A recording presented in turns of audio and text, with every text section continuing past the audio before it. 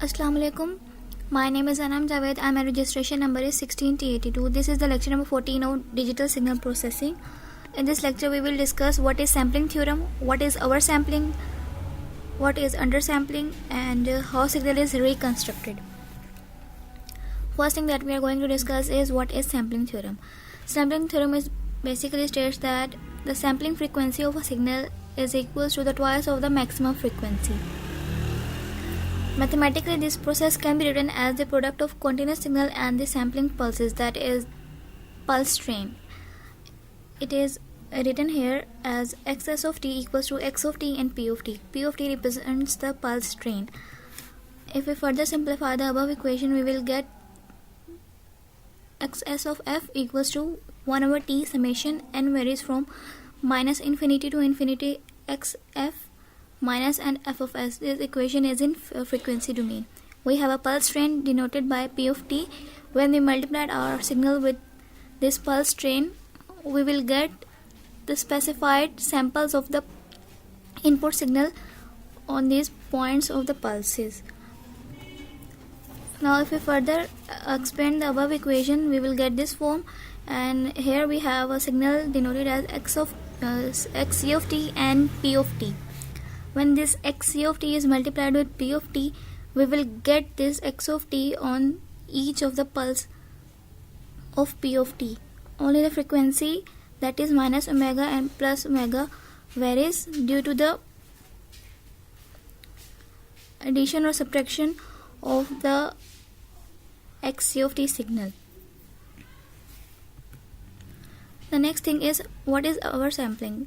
Oversampling is when the sampling frequency is greater than the twice of maximum frequency of a signal. F of s is greater than twice of maximum frequency.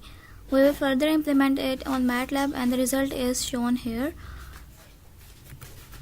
The next thing is undersampling. What is undersampling? Undersampling is basically when sampling frequency is less than the twice of maximum frequency.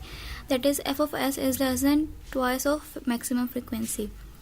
Again, we will implement these concepts on MATLAB in the next video. The result is shown here. The last thing is how signal is reconstructed.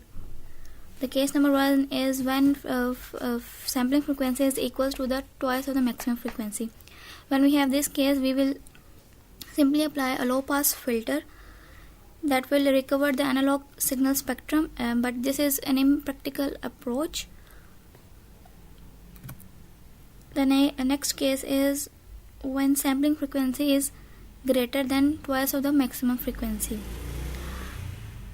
When we have such kind of case, there is separation between the highest frequency component and the lowest frequency component of the baseband spectrum. We will apply a low pass filter,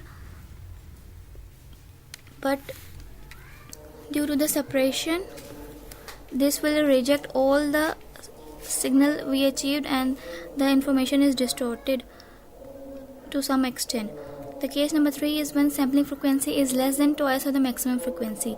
When we have this case, the replicas of the signal will overlap, and due to the overlapping of the components, aliasing will occur.